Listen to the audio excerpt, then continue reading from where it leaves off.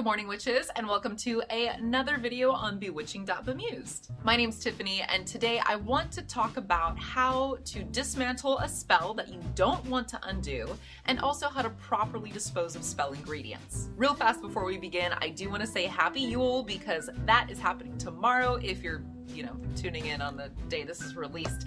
Happy Yule. Another thing I want to make note of before we begin is to say that this is not how to undo a spell that you want to reverse. This is for when you've done the spell, it's successful and you don't want 100 jars or little charm bags stacking up in your house, or if you've done the spell and the final step is to bury something, toss it in water, whatever. If you are interested on how to undo or reverse a spell, make sure to tune in next Sunday at 7 a.m. Pacific Standard Time, because I'll be going over that topic then. Okay, so part one, you've done the spell, it was successful, you're happy with the results. Now, what do you do with the ingredients? Well, if it's something simple that you're not gonna use again, like herbs or a candle stub, and you don't need to bury it or anything like that to finish the spell, honestly, you can just throw them away. When you do so, just think of it in terms of, this item's energy is spent. If that makes you feel better about it, because I know it is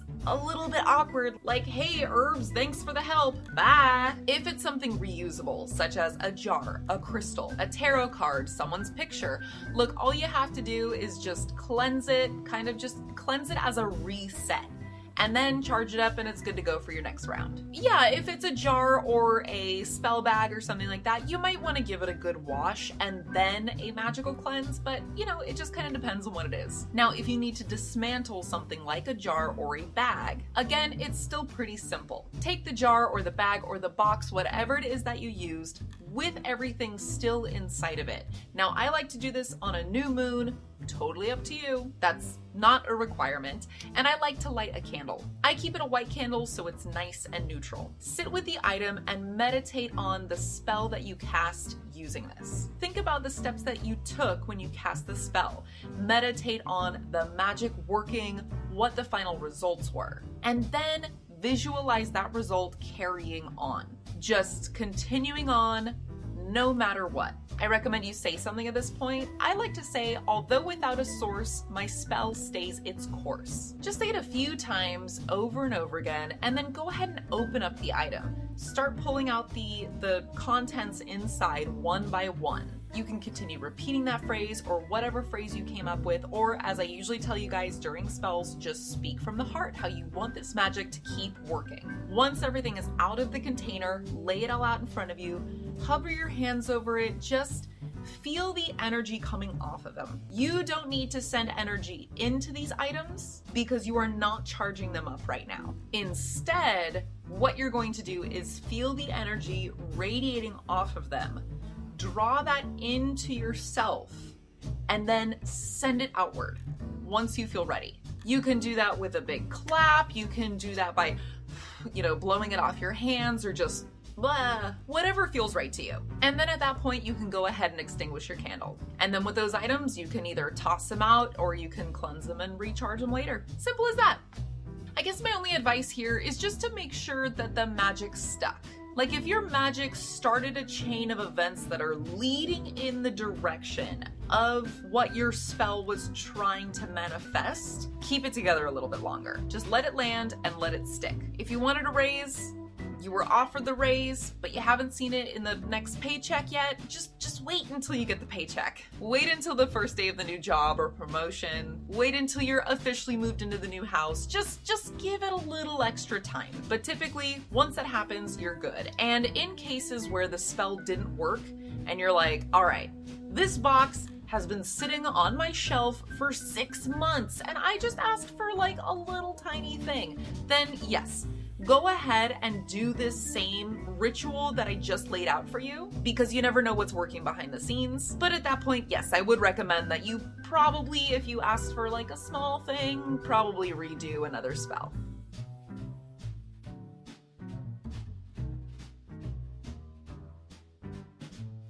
On to part two. If you are doing a spell that requires you to hang something from a tree outside, blow something into the wind, bury it, drop it into a running stream, here's my advice. I'm not gonna lie, I'm about to get a little bit preachy, so just bear with me. Okay, to some of you, this may seem like common sense. And some of you may not realize that you might be doing something harmful. So I do encourage you, even if you're like, oh, I only do this or I only do that, like just listen to this section, please. You can, hit the settings and speed me up or mute me and watch the captions, that's fine. I just really would appreciate it if you took a moment and listen to what I have to say here. I see a lot of people on the internet who, with their spells, with their rituals, they treat the earth like a trash can because they don't stop and think about the things that they are leaving behind in nature. And I mean, first of all, that's just not good for the environment, period. But also, I mean, if you ground and you draw energy up from the earth and go, hey, give me a little boost, I need some help with this spell.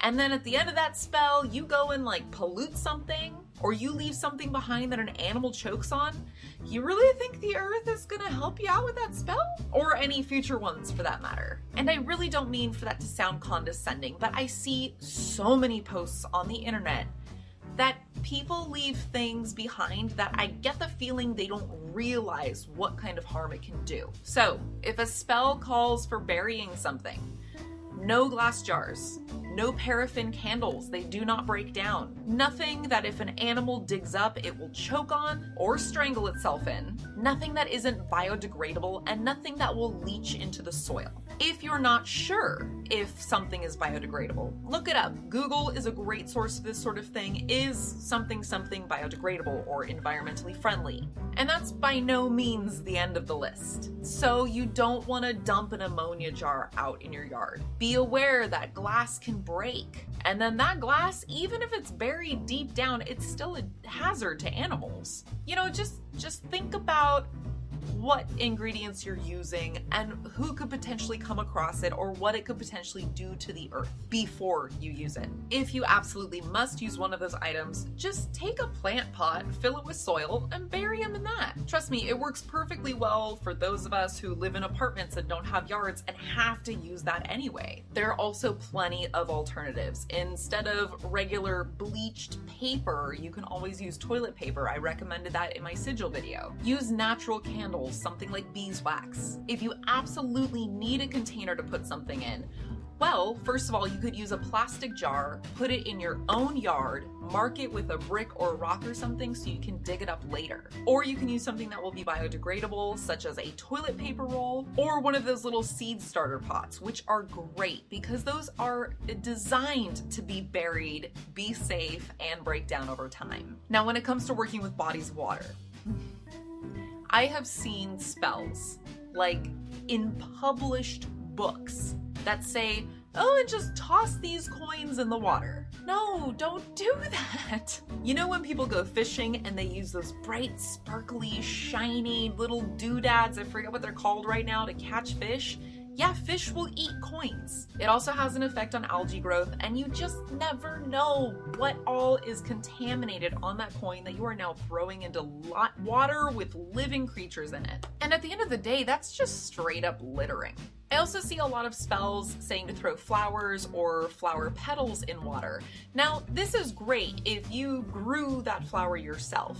However, most store-bought flowers are going to have pesticides on them, as well as other things, and once again, that's just going to pollute that water. I shouldn't have to say this again, but please do not dump ammonia from an ammonia jar in a natural body of water. Just in general, avoid solid objects. There's really no reason why you would need to throw a candle stub into water. You can find a better alternative to that, or you can just get a candle that melts all the way down. Like even a natural beeswax candle, if wildlife swallows that, it may not be good for them. However, sure, if you found a rock right by the side of the stream and you want to use that, I do not see any harm in that. A great alternative to something like a coin is simply find a flat stone that you find right nearby that body of water and use that in place of it. And just do that in general. Sure, you could do homegrown flowers, things like that, but there's also nothing wrong with pulling natural elements directly from the source and using them for your intentions. And personally, I think part of the foraging process tends to make spells more powerful. If you're tying something to a tree, just consider what you're putting there. Is this toxic? If an animal gets a hold of it, could they choke on it? Could they get,